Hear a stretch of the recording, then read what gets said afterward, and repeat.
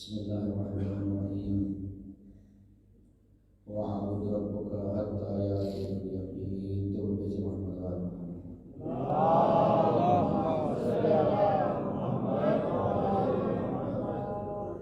فیضانی گرامی، آج وہ شب آ گئی جو مدینے والوں کے لیے قیامت کی شب ہے۔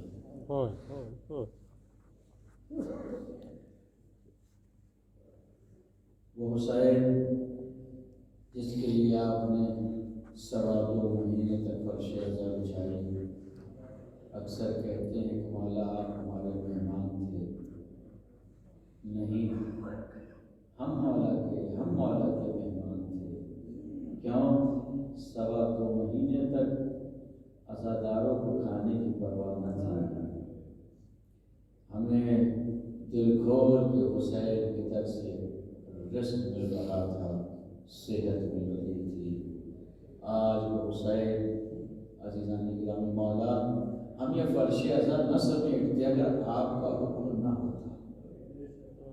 یاد رکھو یہ آج فرش عزا کی مجلسیں اگلے سال تک کے لیے معطل ہو جائیں گی، مگر آپ اس فرش عزا کو اپنے دل میں بچھائے رکھنا۔ کوئی سا دن ایسا نہ جائے جس دن آپ حسین کو یاد نہ کریں۔ جب کھانا سامنے آئے تو کہیں یا حسین، جب پانی سامنے آئے تو حسین کی پیاس کو یاد رکھنا، اس لیے کہ آپ کو حسین نے اس وقت یاد کیا ہے جب حسین یک تنہا تھے۔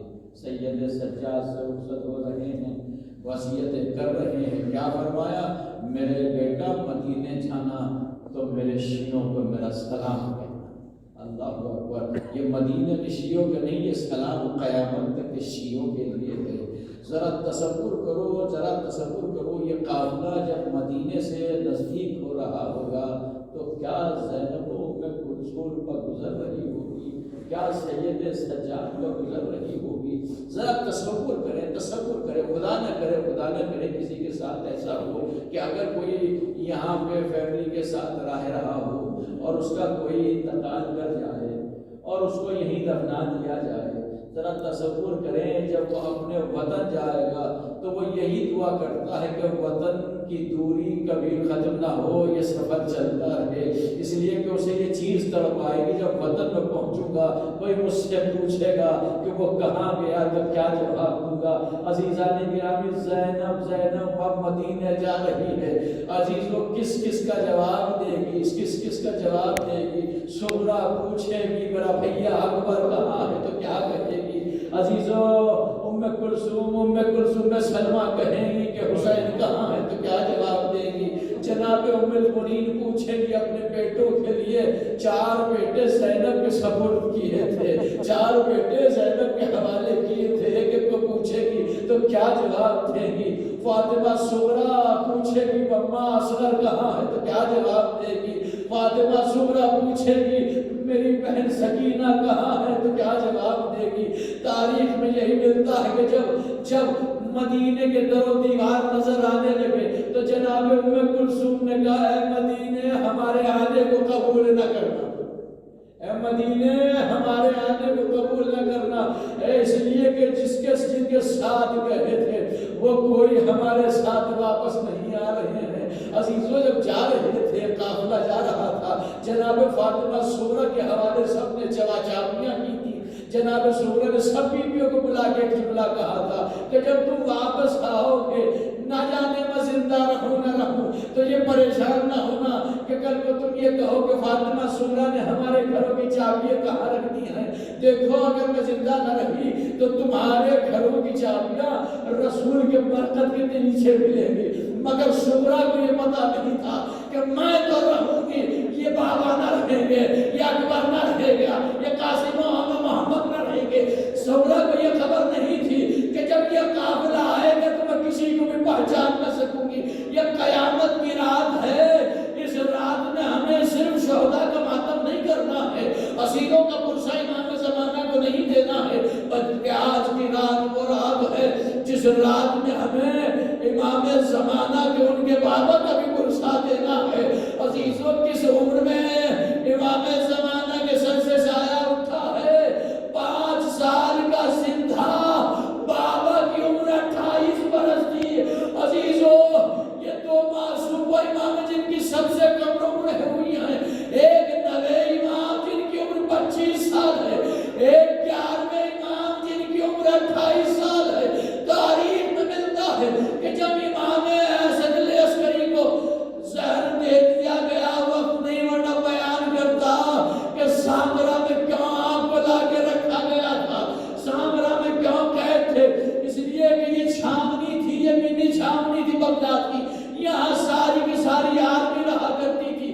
11ویں امام کو اس لیے لا کے رکھا تھا، کیوں کہ نجومی بتا چکے تھے یہ 12 جانشین ہوں گے رسول کے، 12واں جب اس دنیا میں آئے گا تو وہ اس دنیا کو عدل و انصاف سے پر کر دے گا، ظلم و جور کا خاتمہ کر دے گا۔ اب انہوں نے طے کیا تھا کہ اس 12ویں کو اس دنیا میں نہ آنے دیں گے، لہٰذا 11ویں امام کو وہاں لا کے بسایا جہاں چاروں طرف آدمی ہی نہیں بلکہ فوج رہتی تھی، یہ کینٹونمنٹ تھی، یہ چھاونی تھی فوج کی، یہاں کوئی بھی آتا تھا تو اس پہ نگاہ رہتی تھی۔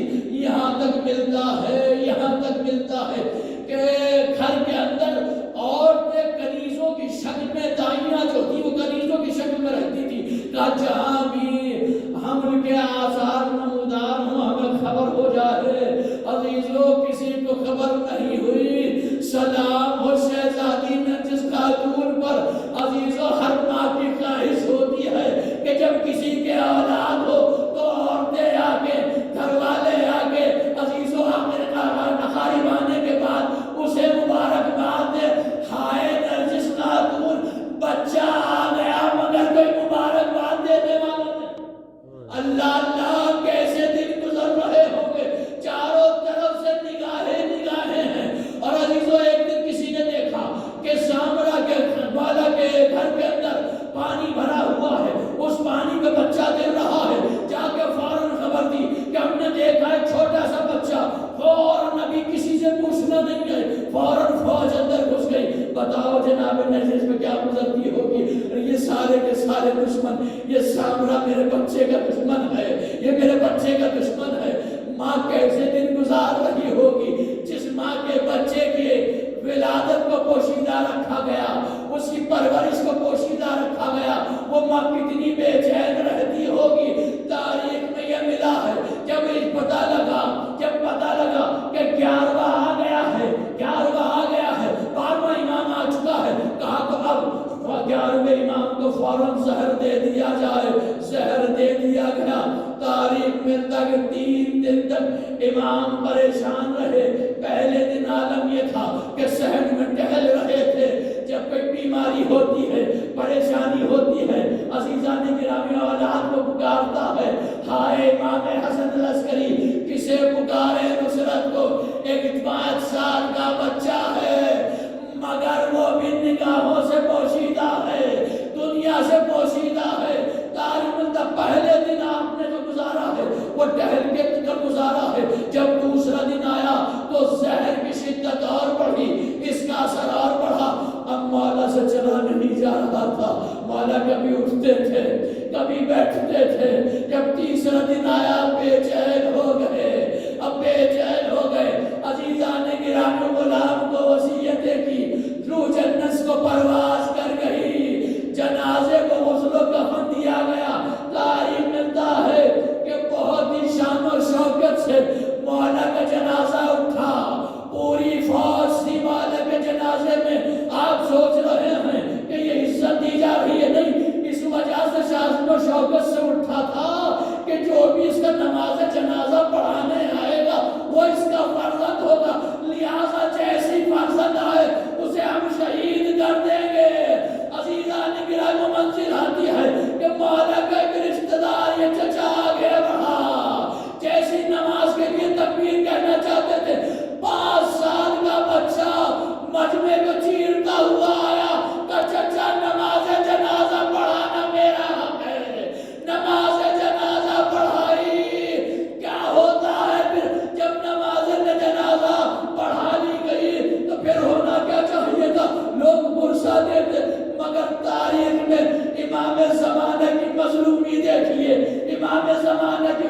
دیکھیے، امام زمانہ کی تنہائی دیکھیے، نماز جنازہ پڑھائی، پھر آنکھوں سے غائب ہو گئے۔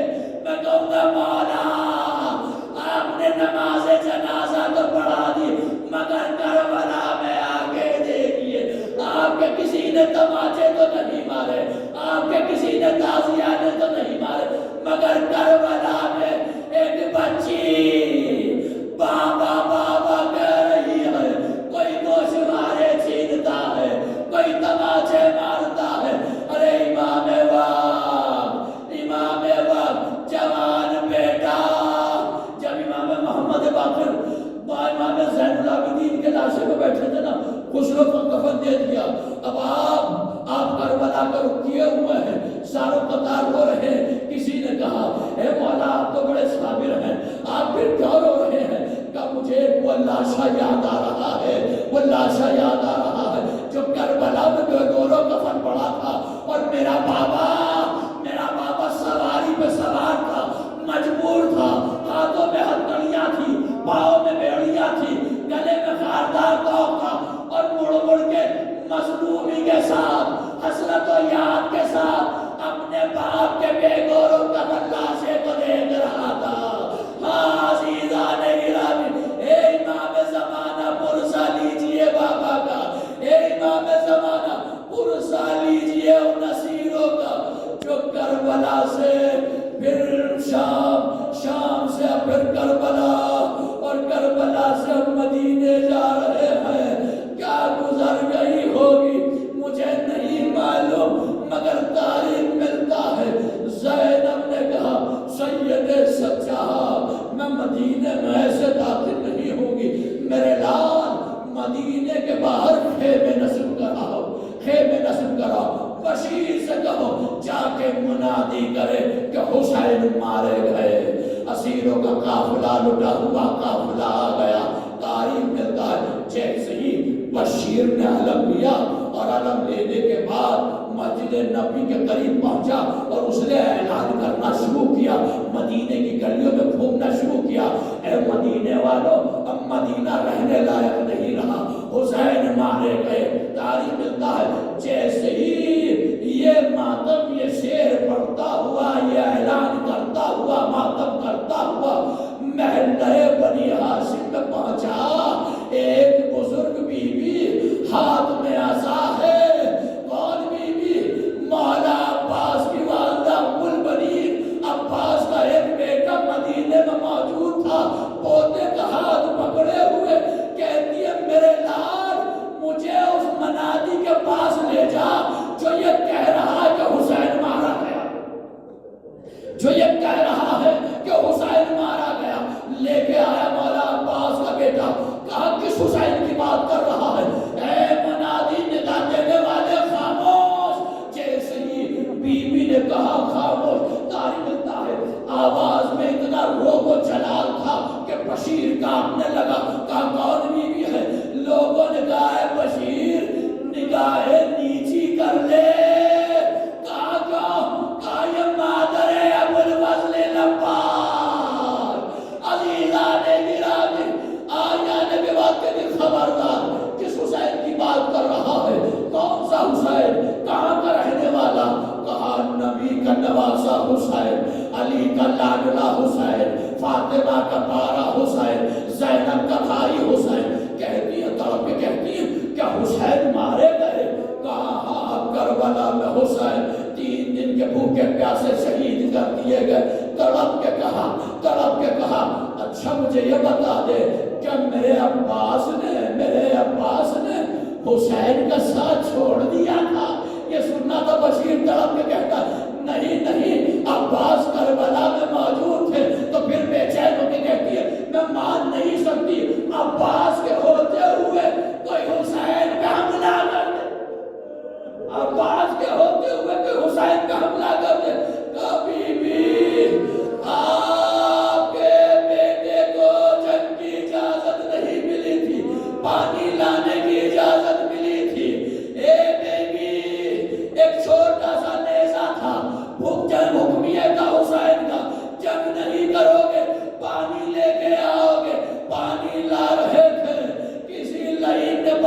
قلم کر دیے، چونکہ دائیں بازو پہ حملہ کیا، پھر بائیں بازو پہ حملہ کیا۔